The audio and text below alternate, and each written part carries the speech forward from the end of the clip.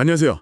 테슬라의 그 야심찬 휴머노이드 로봇 프로젝트 옵티머스에 좀 큰 변화가 생겼습니다. 네, 안녕하세요. 핵심 리더가 갑자기 떠나고 그 자리를 새로운 인물이 맡게 됐다는 소식인데요. 맞습니다. 이게 그냥 단순한 보직 변경이 아니라서요. 좀 주목해 볼 필요가 있죠. 그렇죠. 이게 그냥 자리만 바뀐 걸 넘어서 옵티머스 개발 방향 자체나 아니면 테슬라의 큰 그림, 그 로봇 관련 미래 전략에 어떤 영향을 줄지 오늘 좀 깊이 들어가 보려고 합니다. 네, 특히 옵티머스 같이 정말 미래 기술의 어떤 최전선에 있는 프로젝트잖아요. 네네. 이런 데서는 리더십 교체가 주는 파장이 생각보다 클 수 있습니다. 어떤 파장을 말씀하시는 걸까요? 뭐 당장 기술 개발의 연속성 문제도 있을 수 있고요. 팀 내부 분위기나 사기 문제도 있고 좀 더 크게 보면 시장의 기대치나 신뢰도에 영향을 줄 수 있죠. 단순히 한 사람이 나가고 들어오는 차원이 아니군요. 그럼요. 특히 이런 혁신적인 프로젝트에서는 사람의 역할이 굉장히 중요하거든요. 그렇군요. 그럼 일단 가장 큰 변화, 그 프로젝트를 쭉 이끌어왔던 밀란 코박 부사장이 회사를 떠났다는 소식부터 좀 자세히 짚어볼까요? 네, 그게 중요하죠. 이분 제가 알기로는 옵티머스 프로젝트에서 정말 중요한 역할을 했던 걸로 아는데요. 맞습니다. 밀란 코박, 이분이 2016년에 테슬라에 합류했는데 처음에는 오토파일럿 팀에 있었어요. 오토파일럿부터 시작했군요. 네, 그러다가 2022년부터 이제 옵티머스 프로젝트를 딱 맡아서 총괄하게 된 거죠. 작년 9월에는 부사장까지 승진했고요. 와, 그럼 진짜 초기 단계부터 쭉 함께한 거네요. 만들고 거의 뭐 옵티머스의 밑그림을 그린 장본인이라고 할 수 있죠. 그런 핵심 인물이 왜 갑자기 떠났을까요? 뭐 알려진 이유가 있나요? 사실 뭐 구체적인 사유는 명확히 밝혀지진 않았습니다. 근데 이렇게 갑작스럽게 그것도 핵심 프로젝트 리더가 떠난다는 건 여러 가지 추측을 낳게 하죠. 그렇죠. 리더십 공백은 당연하고 그분이 그리던 구체적인 개발 계획이나 생산 전략 같은 게 좀 불투명해질 수 있겠네요. 네, 바로 그 부분입니다. 단순히 빈자리가 생겼다기보다는 그가 가지고 있던 비전이나 세부 계획들이 어떻게 이어질지 혹은 바뀔지에 대한 어떤 불확실성이 커진 거죠. 그 빈자리가 상당히 커 보이는데요. 그럼 그 후임자는 누구인가요? 네, 후임자로는 아쇼크 엘루스와미 하는 분이 임명됐습니다. 아쇼크 엘루스아미. 이분은 어떤 배경을 가지고 있는지 궁금하네요. 이분은 테슬라 내에서는 이미 뭐랄까 스타 개발자죠. 자율주행 그리고 AI 소프트웨어 분야의 최고 전문가로 꼽힙니다. AI 쪽 전문가군요. 네, 2014년에 오토파일럿 팀이 처음 만들어질 때 거의 창립 멤버격으로 합류했어요. 와, 굉장히 오래됐네요. 네, 그래서 현재는 테슬라 전체 AI 부문을 이끌고 있는 부사장입니다. 오토파일럿과 FSD, 풀 셀프 드라이빙 개발에 핵심적인 역할을 해왔죠. 그렇군요. 오토파일럿과 AI의 핵심 인물이 로봇 프로젝트를 맡게 됐다. 이건 좀 의미심장한데요? 네, 저도 그렇게 봅니다. 이게 단순히 빈자리를 메우는 걸 넘어서 옵티머스 프로젝트의 새로운 방향성을 제시할 가능성이 크다고 봐요. 새로운 방향성이라면 구체적으로 어떤 걸 예상해 볼 수 있을까요? 그냥 AI 역량이 강화된다. 뭐 이 정도 수준은 아닐 것 같은데요? 맞습니다. 그 이상이죠. 엘루스와미 부사장의 배경을 보면 이분이 AI, 특히 자율주행 분야에서 쌓아온 경험과 지식이 엄청나거든요. 네. 이걸 로봇에 접목시킨다고 생각해 보세요. 옵티머스가 단순히 프로그래밍된 동작을 반복하는 걸 넘어서 주변 환경을 스스로 이해하고 예측 불가능한 상황에 판단하고 적응하는 능력이 훨씬 중요해질 수 있다는 거죠. 아하. 그러니까 테슬라가 자율주행차 개발하면서 축적한 그 인공지능 기술, 특히 상황 인지나 판단 능력을 로봇에 본격적으로 심겠다. 이런 신호로 볼 수도 있겠군요. 네, 정확합니다. 코박정 부사장이 좀 더 로봇의 하드웨어적인 완성도나 생산 계획 같은 가시적인 부분에 집중했다면 엘루스와미 부사장은 로봇의 지능, 즉 소프트웨어적인 측면, 그 뇌를 고도화하는 데 더 무게중심을 둘 가능성이 높아 보입니다. 와, 정말 흥미로운 변화네요.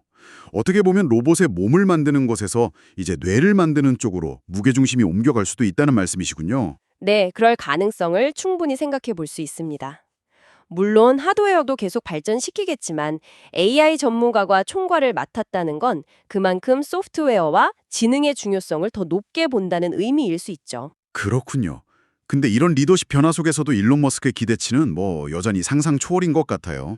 아, 그렇죠. 머스크는 변함없습니다. 2025년 가을까지 수천 대를 공장에 배치하고 2030년까지는 연간 100만 대를 생산하겠다. 이게 정말 가능한 목표인가요? 허허허, 네. 목표 자체는 정말 어마어마하죠. 공격적이라는 표현이 딱 맞습니다. 는다거나 하는 섬세한 작업도 가능해 보이던데요. 네, 맞아요. 젠2는 확실히 큰 진전을 보여줬습니다. 걷는 모습도 훨씬 자연스러워졌고 손가락 제어 능력도 향상돼서 좀 더 복잡한 작업 수행 가능성을 보여줬죠. 심지어 집안일 같은 거 가정용 로봇으로서의 가능성까지 막 보여주는 것 같고요. 네, 그런 기대감을 높인 건 사실입니다. 하지만 하지만 이런 시험 모습과 실제 현장에서 특히 공장 같은 복잡하고 예측 불가능한 환경에서 안정적으로 작동하는 것, 그리고 그걸 수천, 수만 대 양산하는 것은 전혀 다른 차원의 문제거든요. 그렇죠. 기술적 완성도 외에도 넘어야 할 산이 많다는 말씀이시죠. 구체적으로 어떤 과제들이 있을까요? 일단 기술적으로도 아직 완벽하다고 보기는 어렵습니다. 더 자연스러운 움직임, 더 높은 수준의 환경 인지 및 상호작용 능력, 그리고 무엇보다 안전성이 확보되어야 하죠. 안전성 중요하죠. 그리고 또 하나는 대량 생산 문제입니다. 수천 대, 나아가 연간 100만 대를 생산하려면 완전히 새로운 생산 라인과 공급망이 필요해요. 이게 테슬라가 자동차 만들던 거랑은 또 다를 수 있거든요. 하긴 로봇은 부품도 훨씬 복잡하고 정밀할 테니까요. 맞습니다. 그리고 비용 문제도 있죠. 지금은 개발 단계니까 비용이 많이 들겠지만 이걸 정말 상용화하려면 로봇 한 대당 생산 비용을 획기적으로 낮춰야 합니다. 그래야 공장에서든 가정에서든 쓸 엄두를 낼 수 있겠죠. 듣고 보니 정말 쉬운 문제가 아니네요. 기술, 생산, 비용 다 해결해야 하는 거군요. 네.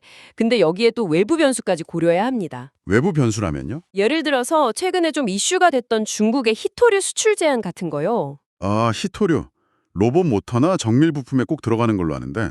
네, 그렇죠. 이런 핵심 자원의 공급망에 문제가 생기면 부품 조달부터 차질이 생길 수 있습니다. 이런 지정학적 리스크 관리도 굉장히 중요해지는 거죠. 와, 내부적인 과제도 많은데 외부 변수까지. 정말 복잡하네요. 새로운 리더인 엘루스아미 부사장의 어깨가 상당히 무거울 것 같습니다. 그렇죠. 코박 전 부사장이 닦아놓은 길 위에서 이제는 이런 복합적인 문제들을 해결하고 실제 성과를 내야 하는 과제를 안게 된 거죠. 특히 AI 전문가로서 이 기술적, 생산적 난제들을 어떻게 풀어갈지 지켜봐야 할 것 같습니다. 이렇게 기대도 크지만 동시에 우려되는 지점들도 많은데 시장이나 투자자들은 이런 상황은 어떻게 보고 있나요? 역시나 딱 잘라 말하기는 어렵고요. 기대와 우려가 공존하는 분위기입니다. 그렇겠죠. 한편으로는 핵심 리더가 갑자기 떠났다는 점은 분명히 불안 요소죠. 프로젝트의 연속성이나 안정성에 대한 의문을 제기할 수 있으니까요. 주가에도 단기적으로는 영향을 줄 수 있고요. 네. 하지만 다른 한편으로는 테슬라가 가진 그 AI 기술력, 로보틱스 분야의 잠재력, 그리고 무엇보다 일론 머스크라는 강력한 리더십과 비전에 대한 기대감은 여전히 높습니다. 아, 테슬라니까 해낼 수 있지 않을까 하는 기대감 같은 거군요. 그렇죠.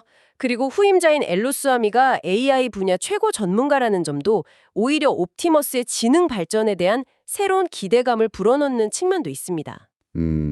결국은 앞으로 보여주는 성과가 중요하겠네요. 네, 맞습니다. 시장은 결국 결과로 말하거든요. 엘로스와미 체제 하에서 옵티머스가 얼마나 빠르게 기술적인 성숙도를 보여주고 또 실제 현장에서 예를 들어 테슬라 공장 같은 곳에서라도 유의미한 역할을 하는 모습을 보여주느냐 이게 관건이 될 겁니다.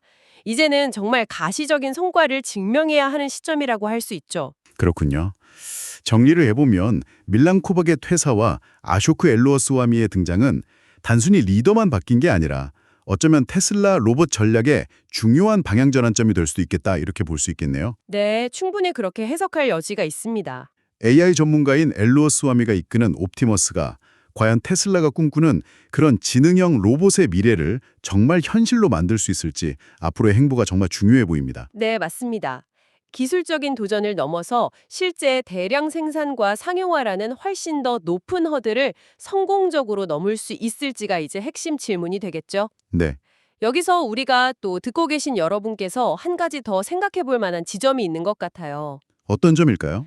이렇게 거대하고 야심찬 기술 목표를 추구하는 과정에서는요, 사실 이런 리더십의 변화나 조직 내부의 어떤 변동성 같은 것들이 필연적으로 발생할 수 있다는 점입니다. 혁신에는 늘 불확실성이 따르니까요. 그렇죠.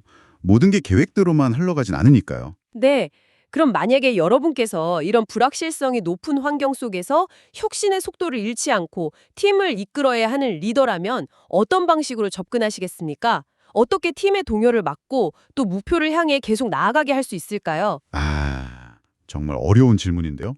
그렇죠. 옵티머스의 미래, 그리고 더 나아가 테슬라 로봇 사업 전체의 성패가 아마 앞으로 몇 년 안에 판가름 날 가능성이 높습니다. 그 과정을 지켜보는 것도 굉장히 흥미로울 것 같습니다.